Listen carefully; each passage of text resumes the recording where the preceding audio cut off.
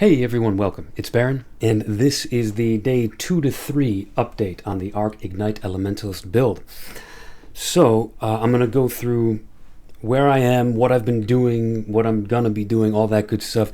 Just a quick overview that I'm currently in yellow tier maps and pushing forward and beginning to undergo the process of collecting the things I need for the initial Chaos Inoculation swap. That is well underway, and there's really just one big piece that I have left. But before we get into that stuff too specifically, I actually want to go over something that's been one of the more requested things that I've been getting in comments and in my Discord and so forth. So there is, by popular request, a new Path of Building file that I'll be including here, and I'll be including it in the previous videos in this series. And this new Path of Building has two primary features.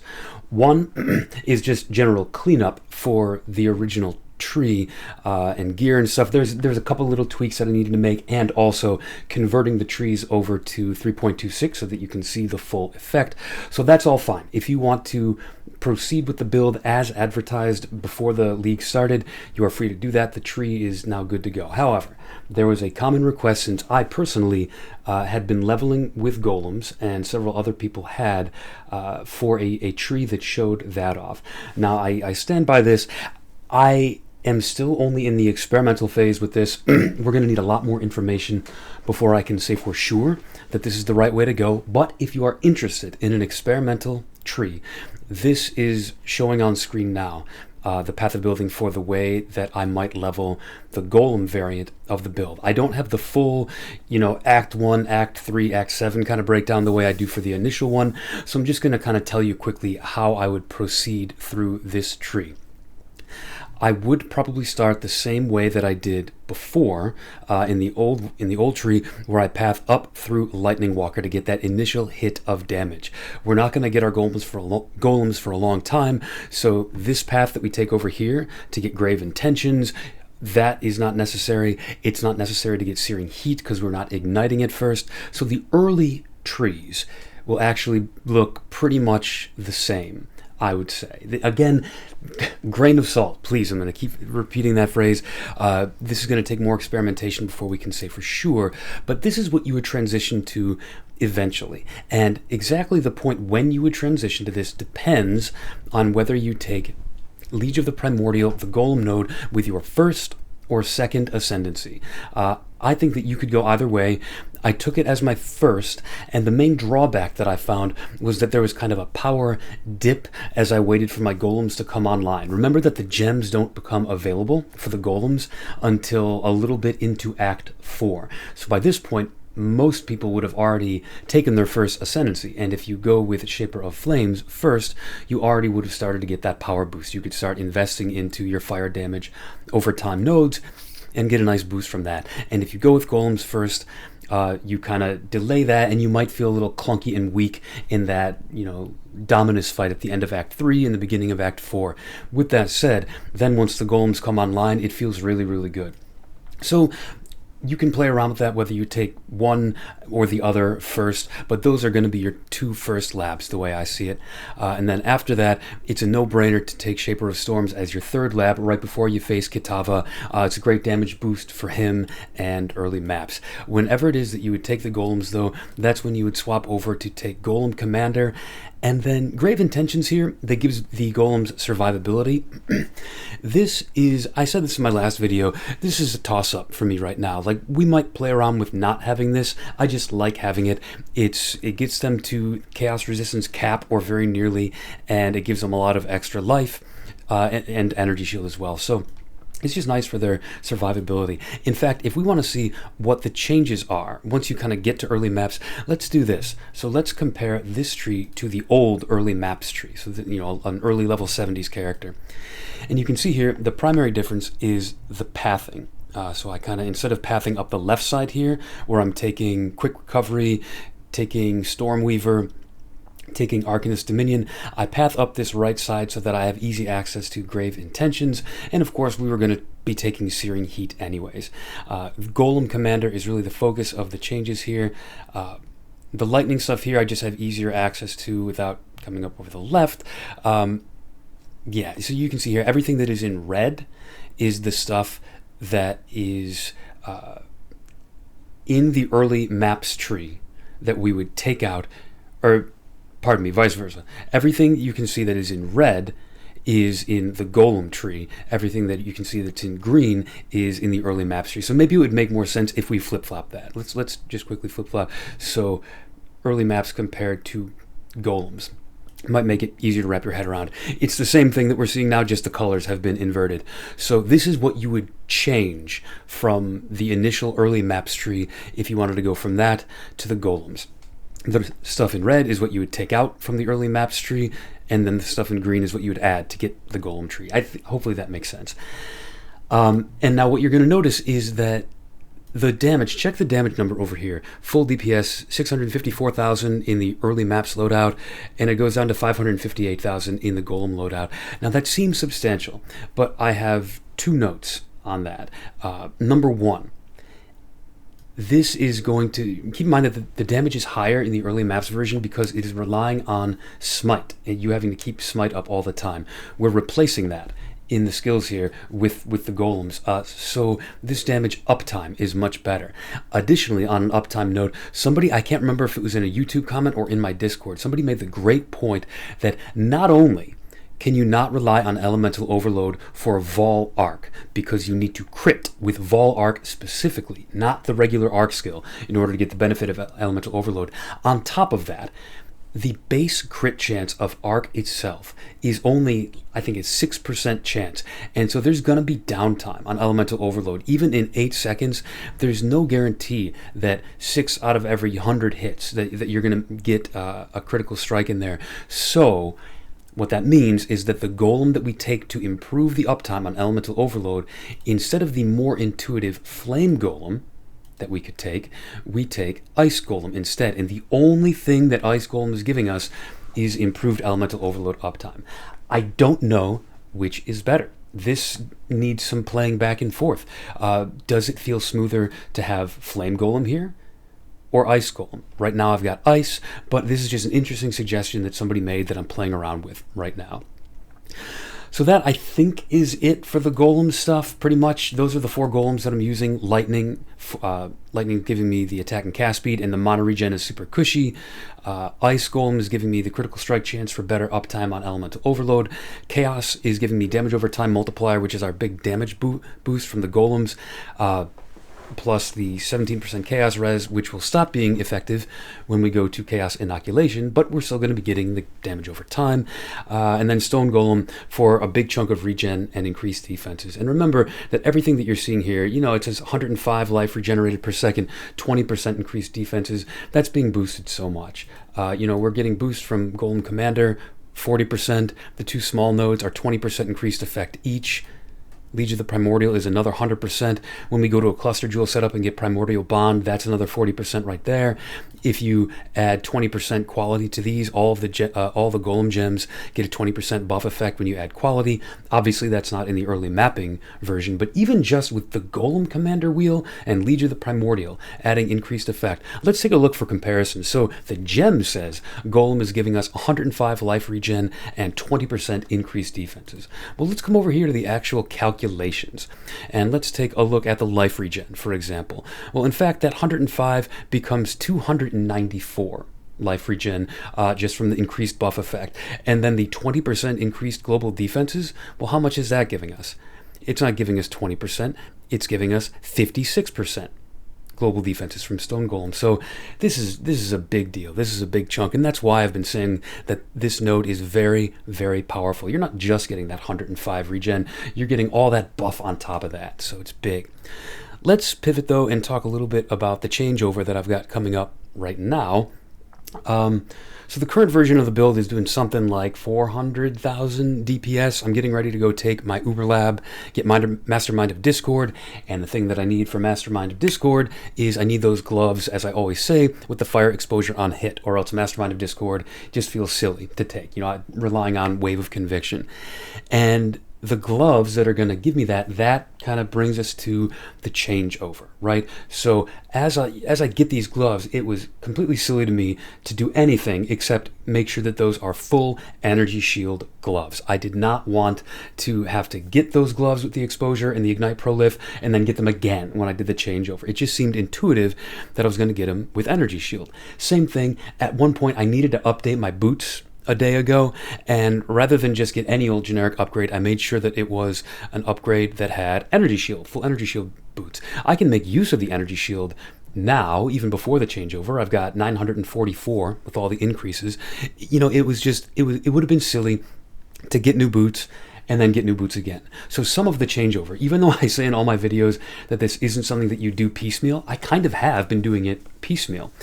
The big thing that I'm trying to decide whether I'm going to wait for or not is whether I'd wait for Incandescent Heart. Because Incandescent Heart is going to be pretty expensive to get a 6-link of right now. I've looked at all the methods of doing it. Buying it 6-linked natively just from somebody who has it already is like 8 div. Linking it uncorrupted with a Black Morgan is 3 or 4 div. Linking it with Tainted Fusings on a corrupted version is... Tainted Fusings are expensive right now. They're like 80 chaos right now, and the math works out to do the Tainted Fusing trick where you go to the crafting bench.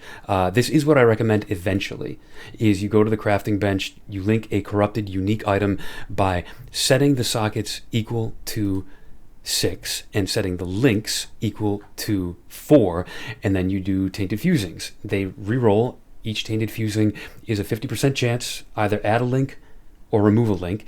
If you go below 4 links, you set it back up to 4 with the crafting bench. If you go up to 5, you try hitting another one, and you hope that you go up to 6. And on average, that whole process takes 6 Tainted Fusing, because you're going to fail some of them and have to use another pair.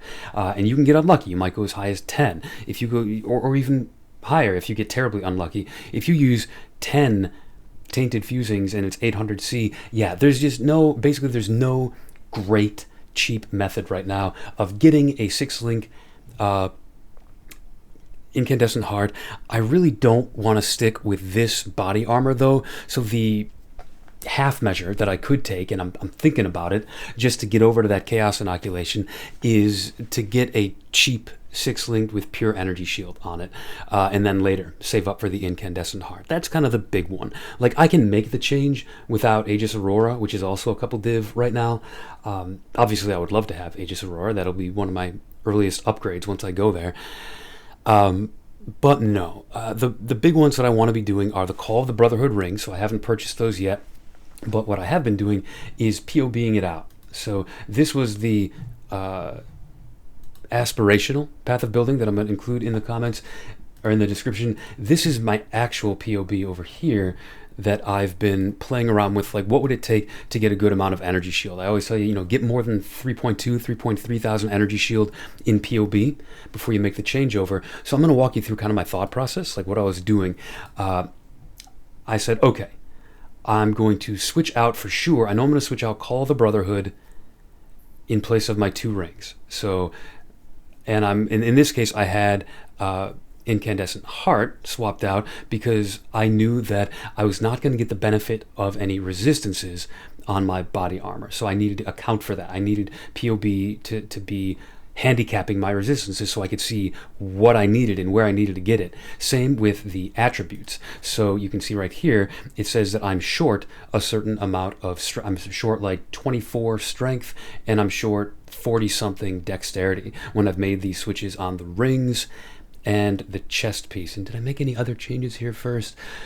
No, but I did. I put in a crafted energy shield helmet, knowing that I could pretty reasonably get an energy shield helmet with 30 or 40 fire and cold resistance and a fair amount of energy shield. So this is kind of like my placeholder while I go and find something to buy. So with that in mind, knowing that it's going to be not difficult to get a helmet that's got resist on it, what else do I need shoring up? Well, the gloves, depends on what I do with the gloves. I'm going to talk about that in a second. Here I've got gloves that have 32 lightning res, but as you can see, I was way over on my lightning res, so that's irrelevant. The gloves, in other words, I can do whatever I want with the gloves. And that is an advantage for me because, as I said in the previous video, one little trick that you can do to get those nice Eldritch Influence gloves with the Ignite Proliferation and the Exposure on hit is you can just buy them from somebody who already made those and simply not care about your gloves. So that's kind of the mindset that I had going into this, was see what you can do having made these changes and also try not to care what happens at the glove slot. As you can see, the gloves are giving me nothing really that's going to be impactful once I switch over to Chaos Inoculation. They're giving me Lightning Res, well, I'm over on Lightning Res. They're giving me Chaos Res, well, that doesn't matter. They're giving me a little life, well, that's not going to matter either. So I've kind of effectively left the glove slot open as well, and you can see my resistances are still okay. So that means that I need to do something with the Amulet slot to get that nice dexterity and strength and, you know, whatever else that I can get. So this was the logic that I did, and I want to show you the trade window. I've already purchased the amulet, but I want to show you the trade window that I used and the kind of the logic that I used for finding the amulet. So this is this is where I started. I said, okay, I know what I need. Let's go down to where I entered, and can I zoom in a little bit for you? That might make things easier for you. I hope that's better. Let me check my OBS to make sure it looks a little better. Yeah, hopefully you can see this a little bit better. So I started with this. I said, all right, I absolutely need dexterity at a high value and strength at a middling to high value, 45 and 35 respectively. Those are non-negotiable. Every amulet that I see needs to have that. Next up, there's not many prefixes that are going to do it for us other than the gems, and we'll get to that in a second, but we can get both flat energy shield and percent energy shield on an amulet. That would be nice. We would like that very much. We will benefit from that. So I said, give me at least one of those. Count. I used the count function. Say, give me at least flat energy shield or percent energy shield. In addition to that, I included a broader count where I said, all right, either, this is what this translates into, either give me both of those. I already said that I need at least one of flat or increased energy shield. You can either give me both of those or some combination of one of them with a bunch of other stuff. I put in here what the other option could be: damage over time multiplier, increased armor, all skill gems, lightning skill gems, lightning damage, fire damage, yada yada yada yada, all these different possibilities.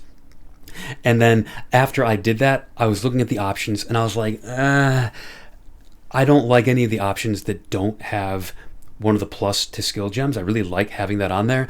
What happens to the trade search if I say, all right, I need one of those to be one of the options? So I'm basically saying it needs to have, at this point, once I've ruled out all this other stuff, it basically needs to have either all skill gems or all lightning skill gems in addition to one or the other of a flat or increased energy shield.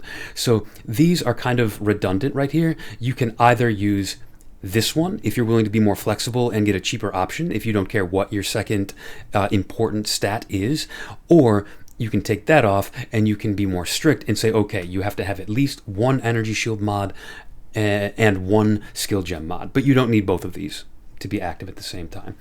So when I did that, I got a couple options that were not going to work for me, but let me show you the one that I did get that worked for me. I purchased this, and I have this feeling of like this, he can't keep getting away with it. This is what happened to me when I built this in Settlers too. Like, is this a perfect amulet? No. You could do better with a replica Dragonfang's Flight, or, you know, one of the crazy Simplex amulets from Heist or whatever, but this is an amulet that I bought cheap. What did I pay? I marked it down in my spreadsheet here. I paid 16 chaos for this amulet, and it gives me a ton of great stuff. It gives me the attributes that I need, strength and dexterity, and a lot of them. It gives me cold damage, which isn't important yet, but when I switch over to Call of the Brotherhood is nice. It gives me, well, the lightning damage doesn't matter. It gives me 20% increased energy shield, great. It gives me lightning skill gems, and it gives me lightning resist. Now, remember, I said that we're over on lightning resist, and that is why it is sitting here next to 500 wild crystallized life force, the Harvest crafting bench resource, the Horticrafting resource. So if you are unfamiliar, there is a craft on here. This is super, super handy for early gear, swapping resistances around. You can change any resistance to any other resistance on a gear piece. It'll be the same tier, so it'll be within a few percentage points of however much resistance it has. This is nice and flexible. I paid 8 chaos for this. So if you've got an item that you got to steal on, or you know that you're going to want to stick with it for a while, but just the one resistance is no good, 500 crystallized life force, that's going to become fire resistance. Why fire specifically? Well, I either might need it in the future if I have to give up some other gear piece, or I've taken this mastery, regenerate 1 life per second for each 1% uncapped fire resistance. I'll do a quick aside here. I know I'm, kind of skipping from topic to topic, but it's worth talking about this for a moment. There's a difference between uncapped and overcapped. Those are two distinct things related. So if this were to say, regenerate 1 life for each overcapped fire resistance, that would mean however much fire resistance is sitting in this little bracket here. You see how it says fire resistance 75, 111? 111 is how much fire resistance I would have if there was no maximum. So if it said overcapped fire resistance, I would only be getting the difference between 75 and 111. So what is that, 36, I think? But since it says uncapped fire resistance, I am actually getting the value in the parentheses. That is just however much fire resistance you would have with no limits. So I'm getting 111 regen from this, and I'll be getting more when I put this amulet on and swap it to have a bunch of fire res. So it's in your best interest to overcap it, and that is going to continue to be effective when we switch to Chaos Inoculation, because I'll simply take Zealot's Oath and get the benefits of that mastery. I'll get the benefits of my Stone Golem. It's going to feel really, really, really good as energy shield. All the regen we're getting. So that's the amulet. And then let's talk about the gloves. You can see I've got these sitting here too, but I haven't hovered over them. Well, the reason I haven't is because my little trick didn't quite work. So you remember I said the little trick is buy them from somebody who you don't care what the other mods are. They've just given them those 2 all-important mods. Well, the problem was that when I did that, it was expensive. Bare minimum on any base at all, even with no energy shield, it was like 100 chaos to a divine to have those 2 on any base at all. Or if you wanted pure energy shield, there was nothing. There was nothing on the market at this stage in the league that had both of those mods on a pure energy shield base. If you wanted to compromise and get like evasion or armor with energy shield, you would get, I think it was 2 or 3 divine they started at, and I was like, no, we're not doing that. So what would it take, I said to myself, if we got one of them and rolled the other one ourselves? Well, I did the math on Craft of Exile, and it turned out that to roll one or the other at the current point in the league, it's approximately the same cost. It's about 45 or 50 chaos on average, because one of the 2 mods has better odds than the other, but that one has a higher cost to the currency item that you need. So you roll the Eater implicit, the one with the blue icon, you roll that with Eldritch Ichors, and you roll the red one, the Searing Exarch one, with Eldritch Embers. And just the way that the cost and the odds worked out, they were about equal, so it didn't matter which one that I got. I didn't care. So I came to the trade site, and on my filters, I said, do a count and give me one that has either one or the other. And I said that it has to have at least 50 energy shield on it. I want to make sure that I'm getting an energy shield base. So I think I paid 40 chaos for this one that has fire exposure on hit. And that's a little steep, but it's not 2 or 3 divine steep. And I want this to make the changeover. This is like the main focus of going to my Uber lab and taking Mastermind of Discord here. This is going to be so big for our damage. So my next step after this video is I'm going to go and I'm going to, let's see, so you can see if I hover and hold Alt, you can see that Eater of Worlds is the fire exposure implicit, so I will need the Exarch implicit now too. I will go ahead and get myself a bunch of embers. I will buy them from the currency exchange, and I'll probably go in rounds of 20 at a time so I don't overbuy, and then apply 20. If I don't get it, go back, apply another 20. I'm not rolling in dough at this point, and if I need to, I'll go and I'll keep mapping for a little while, or I'll go and farm some blighted maps or delve or something to make a few more chaos and get those Exarch embers until I get Ignite Proliferation on hit. Realistically, you know what? I could go right now. I could go to the Uber Lab and take this, and I'm tempted to do it now that I'm saying that out loud. I'm tempted to do it because that's the only important thing that I need to activate Mastermind of Discord. I've already got it. All I'll be doing is taking out Ignite Proliferation support from my body armor and putting a better support gem in here. So I'm kind of talking myself into in real time right now, just going ahead and doing it. Only thing is, these gloves are otherwise useless for me, so I also need to do some essence crafting on these. Probably throw some essences of Woe, which give flat energy shield, and just wait until I get, like, I don't know, fire resistance, dexterity, percent energy shield, just some smattering of that stuff, just not this. I would honestly even take life regeneration rate, because that will transfer over to when we take Zealot's Oath, but I'm just thinking now, I don't actually think that life regeneration rate can roll on pure energy shield gloves. Let's just take a quick look at that, so I don't tell you the wrong thing. The more I think about it, the more I'm thinking that's not going to roll on ES gloves. In any case, even if it doesn't, that's okay. There's options that we can get. It would be a suffix, so there is flat life regen that can roll on it, so that would be fine, I guess. But yeah, my instinct was right, that as far as suffixes go, there is no rate. Like, increased energy shield recharge rate is cool, I guess. I would rather rely on my regen, to be honest.